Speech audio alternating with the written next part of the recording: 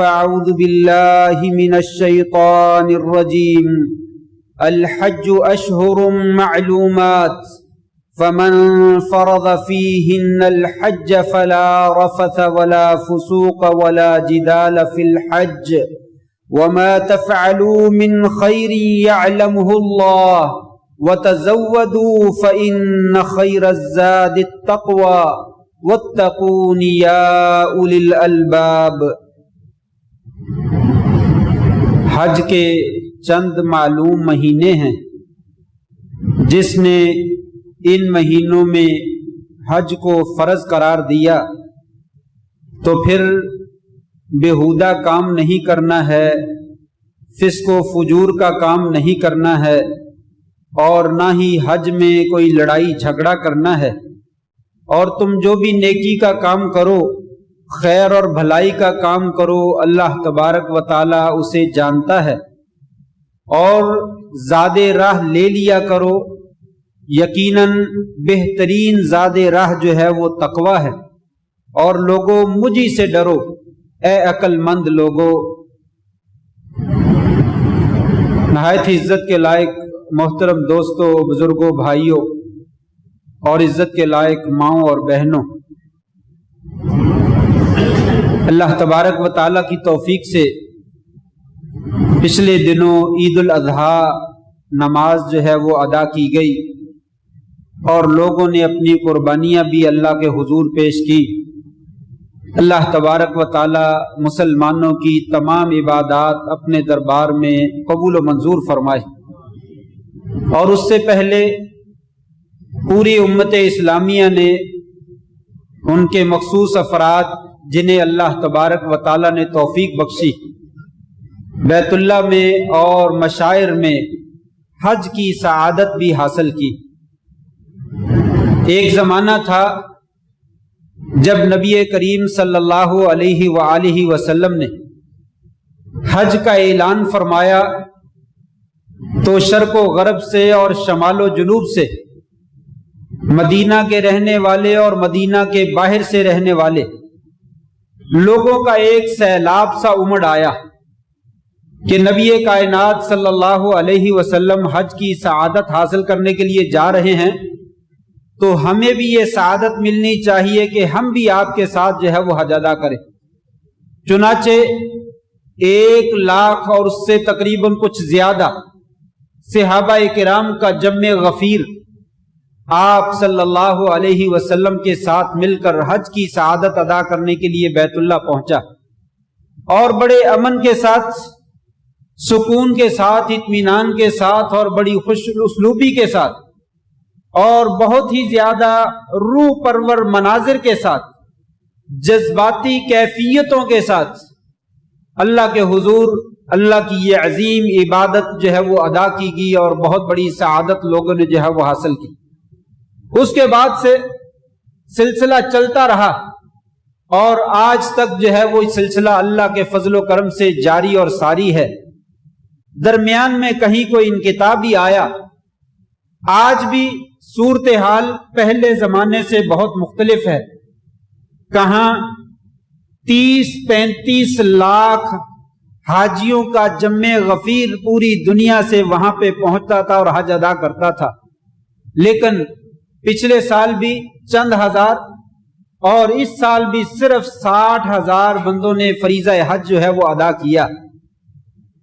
اس میں ظاہری بات ہے کہ موجودہ حالات کا بہت بڑا دخل ہے، کورونا بیماری اور وائرس جو ہے اس کا بھی بہت زیادہ دخل ہے، لیکن میں تو اپنی زبان میں عرض کرنے کی کوشش کروں گا کہ اس میں مسلمانوں کی اور ہماری بہت زیادہ کوتاہیوں کا بھی دخل ہے، ہماری بہت زیادہ اللہ کے حضور اور اللہ کے رسول کے حضور بہت ساری نافرمانیوں کا بھی دخل ہے، اور بہت ساری بغاوتوں کا بھی دخل ہے کہ آج ہمیں اپنی مساجد میں صحیح طریقے سے نماز پڑھنے سے روک دیا گیا ہے، حرمین شریفین میں صحیح طریقے سے عبادت کرنے سے روک دیا گیا ہے۔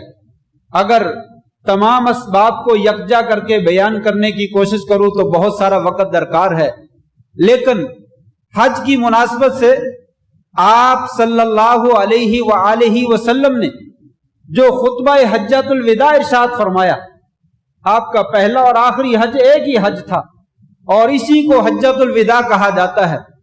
اس موقع پر آپ صلی اللہ علیہ وسلم نے جو خطبہ ارشاد فرمایا، یہ حج کے ایام میں مختلف اوقات میں آپ نے لوگوں کو جو رہبری کی اور رہنمائی کی، آج ہم مسلمانوں نے ان احکامات کی دھجیاں بکھیر چھوڑی ہیں، انہیں پسے پش ڈال رکھا ہے اور ان کی جانب ہماری سرے سے کوئی توجہ نہیں ہے، جس کی بنا پر آج اگر مسلمان کروڑوں کی تعداد میں جو ہے وہ موجود ہیں، بلکہ اربوں کی تعداد میں موجود ہیں، اور اتنی بڑی بھاری نفری ہونے کے باوجود خس و خاشاک سے زیادہ ہماری کوئی حیثیت نہیں ہے، سیلاب کے اوپر بہتے ہوئے تنکوں سے زیادہ ہماری کوئی حیثیت نہیں ہے۔ اور اگر میں یہ کہوں کہ ہم نے پورا دین تو بہت دور کی بات ہے، خطبہ حجۃ الوداع کے چند مندرجات جو تھے انہی کو پامال کر دیا ہے، تو ہماری تباہی کا وہی جو ہے وہ سبب بن چکا ہے، تو اس میں کوئی مبالغہ نہیں ہے۔ آئیے میں چند ایک باتیں جو ہے وہ خطبہ حجۃ الوداع سے آپ کے سامنے عرض کرتا ہوں، اور ہم دیکھتے ہیں، میں بھی اور آپ بھی دیکھیں کہ ہم نے آپ صلی اللہ علیہ وآلہ وسلم، وہ ہمارے پیارے نبی، وہ ہمارے پیارے ہادی اور رہبر اور رہنما، جن کے اوپر حضور آپ کی جان پہ جان بھی قربان ہے، آپ کی ذات پہ جان قربان ہے، آپ کے نام پہ جان قربان ہے۔ آئیے ذرا دیکھیے وہ پیارے پیغمبر علیہ الصلاۃ والسلام زندگی کے آخری ایام میں ہمیں جو بہترین چند وصیتیں کر کے گئے، جن کو پلے باندھنے کی ضرورت تھی، ان کا آج ہم نے کیا حشر کر رکھا ہے۔ جس محبوب کے باتوں پہ اور آپ کے بہترین فرمودات پہ اور آپ کے اقوال ذری پہ ہم نے جو ان کا حشر کیا ہے، تو کیا اللہ تبارک و تعالی ہم سے انتقام نہیں لے سکتا کہ تم نے میرے محبوب کے ساتھ یہ حشر کیا ہے، تو پھر تم بھی بھگتنے کے لیے تیار ہو جاؤ۔ الامان والحفیظ، اللہ تبارک و تعالی ہمیں اپنی پکڑ سے جو ہے وہ محفوظ فرمائے۔ نبی کریم صلی اللہ علیہ وسلم نے بتلایا کہ لوگوں، آج کے دن میرے اوپر یہ آیت نازل ہوئی، اليوم اکملت لکم دینکم واتممت علیکم نعمتی ورضیت لکم الاسلام دینا۔ لوگوں، آج میں نے دین پورا کر دیا اور تمہارے لیے دین اسلام کو منتخب فرما لیا۔ آج میں نے دین مکمل کر دیا اور دین اسلام کو تمہارے لیے منتخب کر لیا ہے۔ یہودی کہتے ہیں کہ اگر یہ آیت ہمارے اوپر نازل ہوتی تو ہم اس دن کو عید کا دن مناتے، جشن کا دن بنا لیتے، ہم اس میں محفلیں منعقد کرتے، ہم خوشیاں مناتے۔ حضرت عمر رضی اللہ تعالی نے جواب دیا، ہمارے دو عید کے دن تھے، ہمارے دو عید کے دن تھے، ایک عرفہ کا دن تھا اور ایک جو ہے جمعے کا دن تھا۔ اس دن میں اللہ تبارک و تعالیٰ نے یہ آیت نازل فرمائی، ہمارے لیے واقعی خوشی کے دن اللہ نے پہلے سے بنا دیے تھے۔ اتنی عظیم آیت، لیکن آج ہم نے اس آیت کا کیا حشر کر رکھا ہے۔ دین اسلام کے علاوہ کوئی دین اللہ کے دربار میں قابل قبول نہیں۔ آج یہودیوں سے پینگیں بڑھائی جاتی ہیں، عیسائیوں سے دوستیاں کی جاتی ہیں کہ ان کا دین بھی ٹھیک ہے، ہمارا بھی ٹھیک ہے۔ دنیاوی تعلقات قائم کرنا شریعت اس سے منع نہیں کرتا ہے، شریعت اس کی اجازت دیتی ہے۔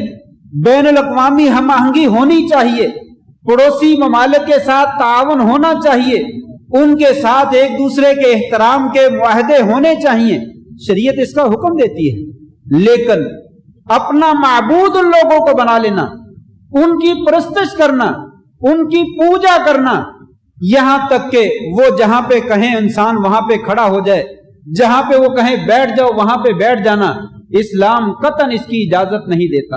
وَمَن يَبْتَغِ غَيْرَ الْإِسْلَامِ دِينًا فَلَن يُقْبَلَ مِنْهُ، جو بھی انسان اسلام کے علاوہ کسی دوسرے دین کو اختیار کرتا ہے، اللہ تبارک و تعالیٰ کے ہاں ایسا کوئی دین قابل قبول نہیں۔ کیا عجیب بات ہے، ہمارے اپنے لوگ جو ہے یہ بات کہتے ہیں اور بڑی ڈھٹائی سے کہتے ہیں کہ اگر کوئی آدمی محمد صلی اللہ علیہ وسلم پر ایمان نہیں لاتا تو پھر کیا حرج؟ اگر کوئی آپ کو خاتم النبیین نہیں مانتا تو پھر کیا حرج ہے؟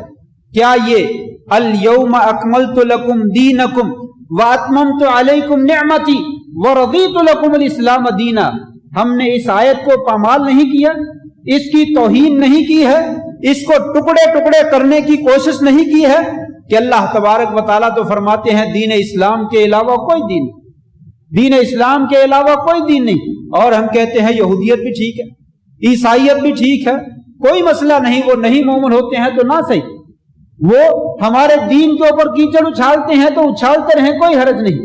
اور اس کے ساتھ ساتھ شرک اتنی بڑی بیماری ہے اور اتنا بڑا جو ہے وہ جرم ہے، سعودی عرب میں تو بہت کم ہے، لیکن پاکستان میں اور دوسرے تمام اسلامی ممالک میں اللہ تبارک و تعالیٰ کی توحید کی دو دھجیاں بکھیری جاتی ہیں، وہ کسی سے مخفی نہیں ہے۔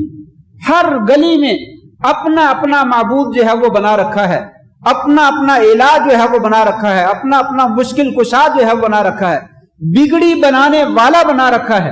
تو ایسے لوگوں کی پھر حفاظت یہ بت ہی کر سکتے ہیں، اللہ تبارک و تعالیٰ تو پھر حفاظت کرنے والا نہیں ہے۔ پھر سختیاں جو آتی ہیں، مصیبتیں جو آتی ہیں، ان کو پھر اپنے معبودوں کے سامنے پیش کیجئے، اللہ کے سامنے نہ رکھیے۔ جہاں پہ مکہ میں 360 بت تھے اور یہاں پاکستان میں تو ہزاروں کی تعداد میں بلکہ لاکھوں کی تعداد میں معبود جو ہے وہ بنا رکھے ہیں، تو اللہ تبارک و تعالیٰ کہاں ہے؟ اس کا دین کہاں ہے؟ الیوم اکملت لکم دینکم، لوگوں دین مکمل ہو گیا، کسی قبر والے کے پاس جانے کی ضرورت نہیں ہے، کسی مزار والے کی تعظیم کی ضرورت نہیں ہے، کسی دربار پہ سجدہ ریز ہونے کی ضرورت نہیں ہے۔ لیکن آج ہمارے سب بڑے اور چھوٹے درباروں کے اوپر جا کر سجدہ کرتے ہیں۔ اللہ کے سامنے 2 وقت سجدہ دینے کی توفیق ہو یا نہ ہو، لیکن دربار پہ سجدہ کرنا اور مزار پہ سجدہ کرنا اپنا دین سمجھا جاتا ہے اور اپنی مشکلوں کا حل سمجھا جاتا ہے۔ پھر امت پہ اگر کوئی مشکل دن آ گئے ہیں تو پھر پریشان کیوں ہوتے ہیں؟ جب ہم نے اللہ کو چھوڑ دیا ہے اور اللہ کے ساتھ لاکھوں کی تعداد میں معبود بنا لیے ہیں، تو پھر ہمیں اللہ سے تو کوئی شکوہ اور شکایت جو ہے وہ نہیں کرنی چاہیے۔ دین مکمل ہو چکا ہے، ہم نے نبی کریم صلی اللہ علیہ وسلم کے فرمودات کو ایک طرف چھوڑ دیا، بدعات کو اپنے دین میں دخل دے دیا۔ ہر نتھو بھتو ہمارا راہبر ہے، ہمارا رہنما ہے، ہمیں جس طرح کی ہدایت دیتا ہے اس کے نقشے قدم پر چلنا ہم اپنے لیے فخر سمجھتے ہیں۔ کسی کا کوئی پیر ہے، کسی کا کوئی گدی نشی ہے، کسی کا کوئی راہبر ہے، کسی کا کوئی قائد ہے، محمد الرسول اللہ صلی اللہ علیہ وسلم کی ہدایات کہاں ہے؟ کوئی پتہ ہی نہیں۔ آپ صلی اللہ علیہ وسلم کی اطاعت کیا ہوتی ہے؟ آپ صلی اللہ علیہ وسلم کی باتوں کی فرما برداری جو ہے وہ کیا ہوتی ہے؟ ہر کوئی اپنا اپنا راہبر اور رہنما بنا کر بیٹھا ہوا ہے اور اس کی بات مانتا ہے۔ کہاں ہے الیوم اکملت لکم دینکم؟ دین کے اندر طرح طرح نئی ایجادات کا ہم نے اضافہ کر رکھا ہے۔ پھر اللہ کی طرف سے اگر پکڑ آئی ہے تو ہمیں شکوہ اور شکایت نہیں کرنا چاہیے۔ دین مکمل ہے، لوگوں دین کو مضبوطی سے تھام لو، ایک بن جاؤ۔ حج تمہیں درس دیتا ہے، سبق دیتا ہے کہ ایک بن جاؤ، متحد ہو جاؤ، متفق ہو جاؤ، اپنے لباس اتار دو، جس لباس سے تمہیں عصبیت کی بو آتی ہو، ایک دوسرے سے تعصب کی جو ہے وہ سمیل آتی ہو، وہ لباس اتار کر سفید چادریں پہن لو۔ کوئی کالے رنگ کا ہے، کوئی گورے رنگ کا ہے، کوئی کسی بولی کی بولی بولنے والا ہے، کوئی زبان بولنے والا ہے، اپنی زبانوں کو چھوڑ دو، اپنی بولیاں ترک کر دو، اپنے علاقوں کے رسوم رواج ترک کر دو، اپنا لباس ترک کر دو، ایک لباس پہن کر ایک ہی بولی بولو، لبیک اللہم لبیک لا شریک لک لبیک ان الحمد والنعمت لک والملک لا شریک لک، صرف یہ بولی بولو، متحد ہو جاؤ، ایک ہی وقت میں جا کر طواف کرو، ایک ہی وقت میں مینا میں چلے جاؤ، ایک ہی وقت میں عرفات چلے جاؤ، ایک ہی وقت میں مزدلفہ چلے جاؤ۔ اس وقت سے آگے پیچھے اگر کوئی آدمی حج کرے گا تو ہمیں اس کا حج قابل قبول نہیں۔ آپ جس قوم سے تعلق رکھتے ہیں، کس مذہب سے تعلق رکھتے ہیں، کس فرقے سے تعلق رکھتے ہیں، اگر آپ نے مسلمانوں کے ساتھ ایک وقت میں مل کر حج ادا نہیں کیا، ہمیں آپ کا کوئی حج قبول نہیں۔ ہمیں آپ کا کوئی حج قبول نہیں، اس لیے کہ ہم اتحاد چاہتے ہیں، اتفاق چاہتے ہیں۔ آج ہم نے اس کو پامال نہیں کر رکھا۔ ہر مسجد میں اپنا ہی گروہ ہے، اپنی ہی جماعت ہے، تفرقہ بازی ہے، انتشار ہے۔ ہر بندہ ڈیڑھ مسجد اینٹ کی جو ہے وہ مسجد بنا کر اپنی جماعت لے کر بیٹھا ہوا ہے۔ کسی دو بندوں کے ساتھ مل کر اتفاق اور اتحاد کرنے کی جو ہے وہ کوشش نہیں ہو سکتی ہے، نہیں، اس کے ساتھ ہم نہیں مل سکتے، اس کے پیچھے ہم نماز نہیں پڑھ سکتے، اس کے ساتھ مل کر ہم عید کی نماز ادا نہیں کر سکتے۔ تو کہاں ہے الیوم اکملت لکم دینکم؟ کہاں ہے وہ حج جو ہمیں عظیم سبق دیتا ہے؟ ہم نے یہ سب درس جو ہے وہ خود پامال کیے ہیں، جس کی بنا پر معلوم ہوتا ہے کہ اللہ تبارک و تعالیٰ نے وہ حرمین شریفین کی وہ رونق، وہ جذبات، وہ روح پرور مناظر جو وہاں پہ جا کر آنکھوں سے بہتے ہوئے آنسو اور انسان کا دل اچھلتا ہوا کہ ابھی باہر نکلے گا اور انسان کے پاؤں زمین پہ نہیں ٹکتے تھے، وہ ساری سعادتیں آج ختم ہو گئی ہیں۔ یہ کیا وجہ نہیں ہے کہ جو حشر ہم نے اللہ کے دین کا کر رکھا ہے، اللہ تبارک و تعالیٰ نے وہ حشر جو ہے وہ ہمارا کر دیا ہے۔ دوسرا بات، دوسرا نقطہ، دوسرا پوائنٹ، آپ صلی اللہ علیہ وسلم نے خطبہ حجۃ الوداع کے موقع پر ارشاد فرمایا تھا، لوگو تم سب ایک ہو، لوگو تم سب ایک ہو، الا ان اباکم واحد، لوگو تمہارا باپ ایک تھا، لوگو الا ان اباکم واحد و ان دینکم واحد و ان ربکم واحد، تمہارا دین بھی ایک ہے، تمہارا رب بھی ایک ہے، تمہارا باپ بھی ایک ہے۔ الا لا فضل لعربی علی عجمی، کسی عربی آدمی کو اجمی کے اوپر کوئی فوقیت حاصل، ولا لعجمی علی عربی، کسی اجمی کو عربی کے اوپر کوئی فوقیت نہیں، نہ کسی سرخ رنگ والے کو کالے رنگ والے پہ اور نہ کسی کالے رنگ والے کو سرخ رنگ والے پہ کوئی فوقیت نہیں، الا بالتقوی، ہاں جو متقی ہے، پرہیزگار ہے، اس کا رب کے ہاں جو ہے وہ مقام اونچا ہو سکتا ہے، اس کے علاوہ کسی کا کوئی مقام نہیں، تم سب جو ہے وہ برابر، ایک ہی صف میں کھڑے ہو گئے محمود و عیاس، نہ کوئی بندہ رہا نہ کوئی بندہ نواز، یہاں پہ پہلوان اور کمزور، حاکم اور رعایا، بادشاہ اور غریب، امیر اور غریب، کالے رنگ کا اور سرخ رنگ کا اور سفید رنگ کا ایک ہی صف میں کھڑے ہوتے جو ہے وہ نظر آتے ہیں۔ لیکن آج ہم نے ہر جگہ پہ تعصب کی دیواریں جو ہے وہ کھڑی کر رکھی ہیں، ہم ہر جگہ پہ اپنی فوقیت کا اظہار کرتے ہیں۔ اللہ تبارک و تعالیٰ فرماتے ہیں انا خلقناکم من ذکر و انثی وجعلناکم شعوبا وقبائل لتعارفوا ان اکرمکم عند اللہ اتقاکم، لوگوں ہم نے یہ جو ذاتیں بنائی ہیں، کنبے قبیلے بنائے ہیں، علاقے بنائے ہیں، بولیاں بنائی ہیں، یہ تو صرف تمہاری پہچان کا ذریعہ ہے، وگرنہ کسی ایک انسان کو دوسرے پہ کوئی فوقیت حاصل نہیں۔ آج ذاتوں پہ تانا دیا جاتا ہے، یہ موچی ہے، یہ کمی ہے، یہ کمہار ہے، یہ فلاں ہے، یہ فلاں ہے، میری ذات تو راجپوت ہے، میں تو ارائی ہوں، میں تو جٹ ہوں، میں ان کے ساتھ کیسے مل سکتا ہوں؟ اللہ تعالیٰ فرماتے ہیں ان اکرمکم عند اللہ اتقاکم، اور نبی کریم صلی اللہ علیہ وسلم حجۃ الوداع کے موقع پر فرماتے ہیں لوگو الا بالتقوی، تقوی کے ذریعے سے فضیلت ہو سکتی ہے، اس کے علاوہ کوئی فضیلت نہیں۔ تمام مرد اور تمام عورتیں برابر ہیں۔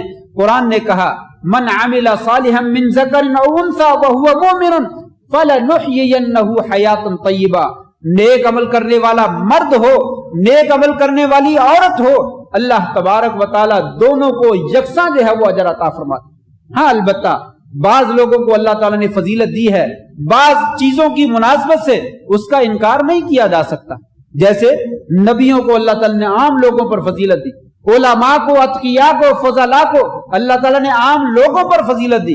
دنیا کے ناحیے سے بادشاہ اور رعایا آپس میں وہ فرق سمجھتے ہیں، اسی طریقے سے بعض مواقع پہ اللہ نے کہا وَلَيْسَ الذَّكَرُ كَالْأُنثىٰ، مرد جو ہے وہ عورت کی طرح نہیں ہے، مرد عورت کی طرح نہیں ہے، اور دوسری جگہ پہ آپ نے عورت کو مرد کے اوپر فضیلت دی، کہیں مرد کو عورت کے اوپر فضیلت دی اور کہیں عورت کو مرد کے اوپر فضیلت دی۔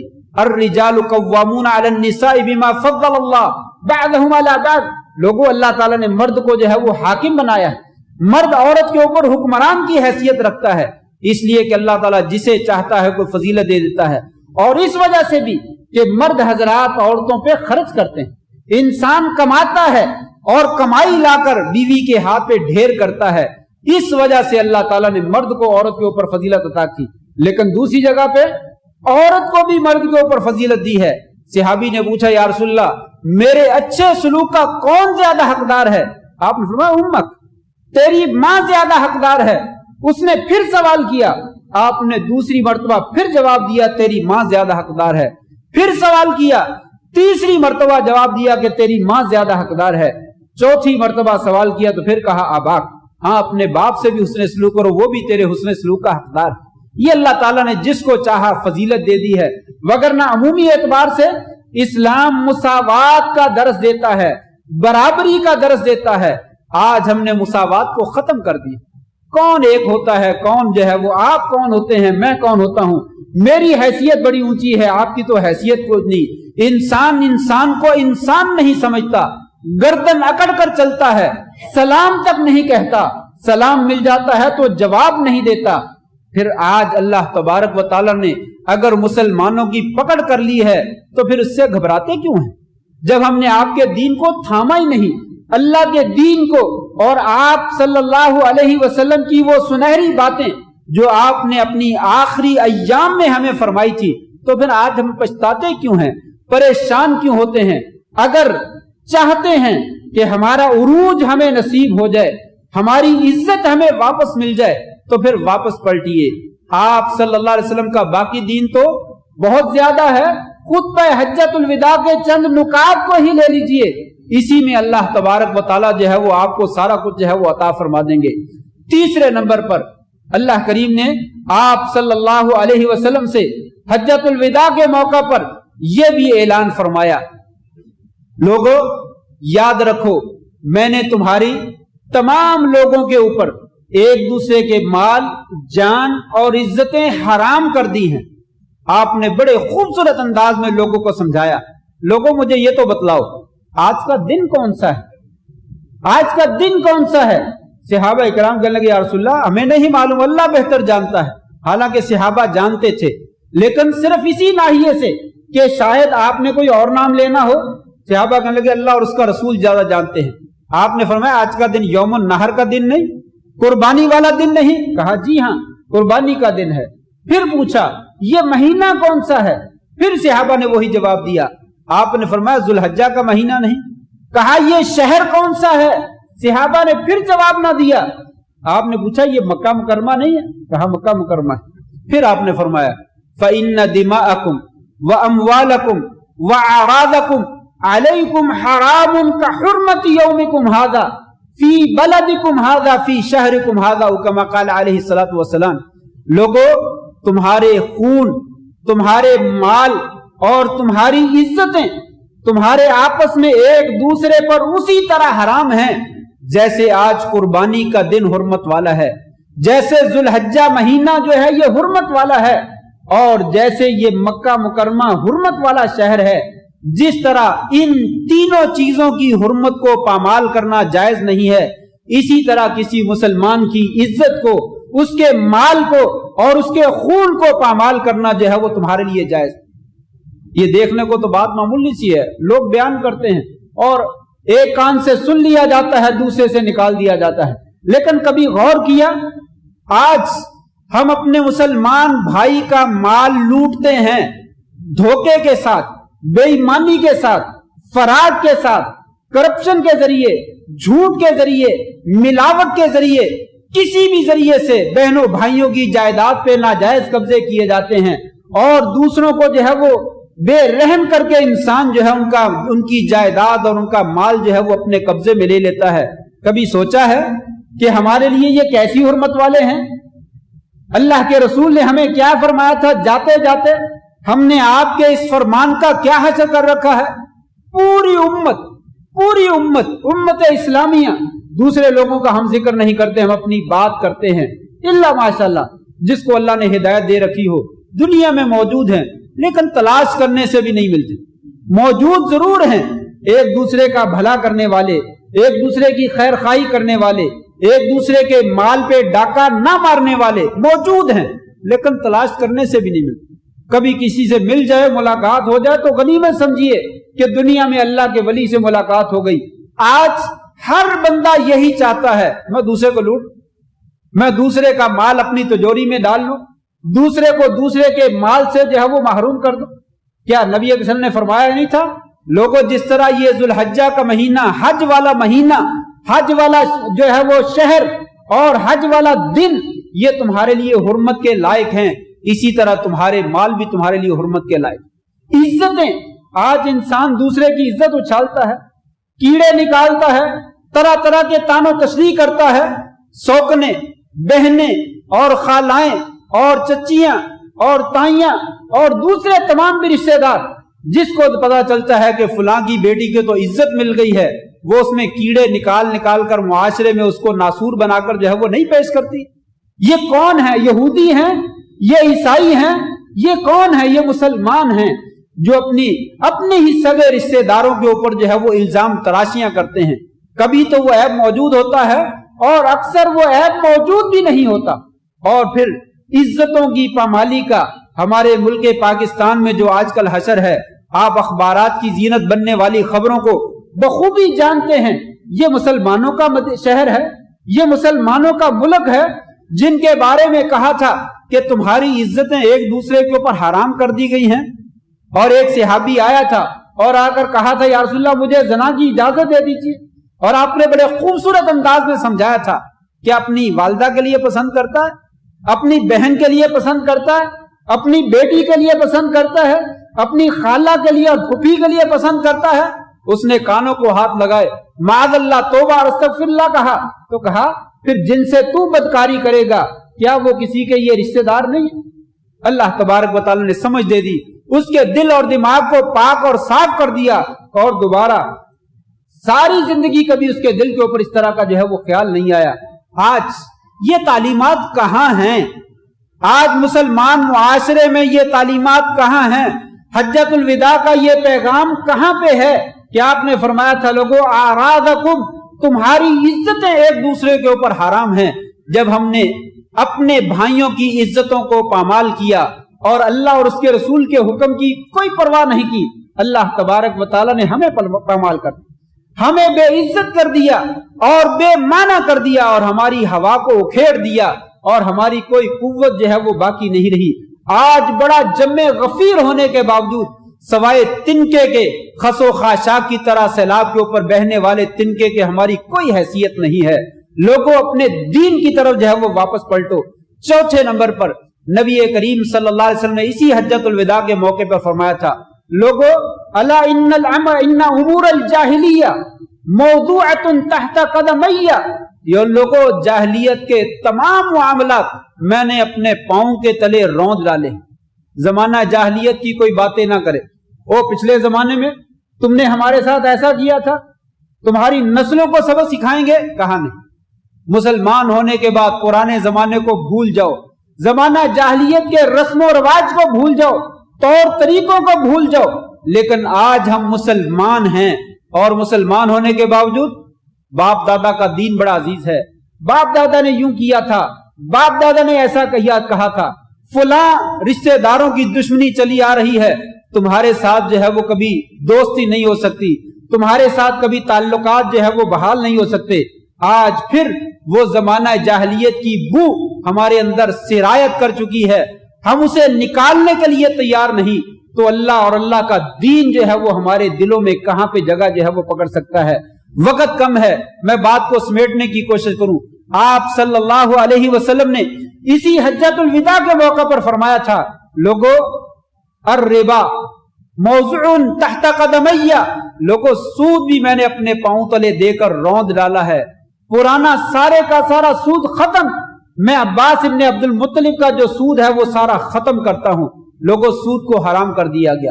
یہ حجۃ الوداع کے موقع پر آپ نے ارشاد فرمایا۔ قرآن مجید میں بھی اللہ نے فرمایا وَذَرُوا مَا بَقِيَ مِنَ الرِّبَا إِن كُنتُم مُؤْمِنِينَ، لوگوں سود کو چھوڑ دو اگر تم ایمان سے تعلق رکھتے ہو، اگر تمہارا ایمان سے کوئی تعلق نہیں جو مرضی کرو، اگر ایمان سے تعلق ہے تو سود کو چھوڑ دو۔ آج کون دعوے سے کہتا ہے میں مسلمان ہوں اور سود نہیں لیتا؟ طرح طرح کے بہانے اور ہیلے بنا رکھے ہیں، پرافٹ کا نام رکھا ہے، منافع کا نام رکھا ہے، قومی بچت سکیم کا نام رکھا ہے، اور اس کو کاروبار کا نام رکھ دیا ہے، اور طرح طرح کے طریقوں سے بہانوں سے انسان جو ہے وہ سود حاصل کرتا ہے اور کوئی پرواہ نہیں کرتا۔ پیسہ ہے آنے دیجئے، پیسے کے ذریعے سے عزت ہے، پیسے کے ذریعے سے کامیابی ہے، اسی کے ذریعے سے ہم دنیا میں سرخرو ہو سکتے ہیں۔ لیکن حلال اور حرام کی تمیز جو ہے وہ ختم کر دی۔ کہا اگر نہیں فَإِن لَمْ تَأْذَنُوا فَإِن لَمْ تَفْعَلُوا فَأْذَنُوا بِحَرْبٍ مِّنَ اللَّهِ وَرَسُولِهِ، لوگوں اگر تم باز نہیں آتے پھر اللہ اور اس کے رسول کے ساتھ اعلان جنگ کر، جنگ کے لیے تیار ہو جاؤ، تمہارے مقابلے میں اللہ اور اس کا رسول ہے اور تم مقابلے میں آ جاؤ۔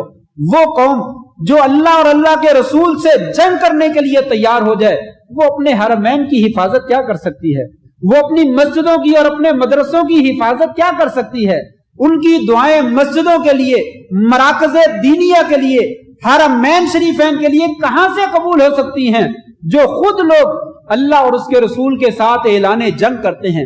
آج ہم کاروبار نہیں کرتے، مجھ سے 10 لاکھ روپیہ لے لو اور مجھے مہینے کا 5,000 روپیہ فکس پرافٹ دیتے رہو، نام اس کو کاروبار کا دیا جاتا ہے۔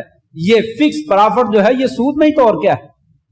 10 لاکھ روپیہ لے لو، سال کے بعد 2 سال کے بعد آپ نے 10 لاکھ روپیہ مجھے واپس کرنا ہے، اور اتنے عرصے میں ہر مہینے 5,000 روپیہ 10,000 روپیہ مجھے پرافٹ میں سے حصہ فکس کر کے پرافٹ لیتا ہے اور اپنی پوری رقم واپس لیتا ہے۔ یہ نفع نقصان کا شراکتی کاروبار نہیں بلکہ 100% سود ہے، اس کے سود ہونے میں ذرہ برابر بھی شک نہیں۔ یہ کون سی قوم نہیں کر رہی؟ کون سا تاجر نہیں کر رہا؟ کون سا بزنس مین ایسا نہیں کر رہا؟ جس کے پاس پیسے ہیں وہ یہی کام کر رہا۔ تو پھر جن لوگوں نے اللہ اور اس کے رسول سے اعلان جنگ کر رکھا ہے ان کے لیے آسمانوں سے پھر مدد نازل نہیں ہوتی، پھر ان کی دعائیں اللہ کے حضور قبول نہیں ہوتی۔ یہ چند ایک مندرجات ہیں جو حجۃ الوداع کے میں نے آپ کے سامنے رکھے ہیں، اور بھی بہت ساری باتیں ہیں۔ دین تو ہمارا سارا قرآن مجید بھرا پڑا ہے۔ اگر انہی چند باتوں کو لے لیا جائے، میں بھی اور آپ بھی اپنے اپنے گریبان میں نظر دوڑا کر دیکھیں تو ہم جان سکتے ہیں کہ ہم نے کتنا نبی کریم صلی اللہ علیہ وسلم اور آپ کی خوبصورت باتوں کی جو ہے وہ پاسداری کی ہے، ان کا احترام کیا اور ان کے ساتھ محبت کا معاملہ کیا ہے۔ اگر تو محبت کا معاملہ کر رکھا ہے تو پھر تو ہم حقدار ہیں، اللہ سے کہہ سکتے ہیں یا اللہ تو نے مدد کیوں نہیں نازل کی؟ ہم تیرے بندے ہیں، تیرے نبی کے دین کے رکھوالے ہیں اور اس سے محبت کرنے والے ہیں اور اس کی پاسداری کرنے والے ہیں۔ اور اگر ایسا نہیں ہے، اور حقیقت ہے کہ ایسا نہیں ہے، اللہ ماشاءاللہ ہزاروں میں کوئی 1-2 بندے کرتے ہیں تو ان کی کیا حیثیت ہے اس پورے معاشرے کے اندر؟ پوری امت کے گناہوں کی نحوست سب لوگوں کے اوپر یکساں طور پر پڑتی ہے۔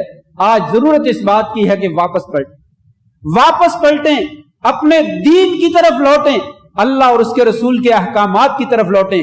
اللہ سے دعا ہے اللہ کریم ہمیں اپنا دین جو ہے وہ صحیح معنوں میں سمجھنے کی توفیق نصیب فرمائے اور اس کے مطابق ہمیں عمل کرنے کی توفیق نصیب فرمائے۔ وآخر دعوانا ان الحمد للہ رب العالمین۔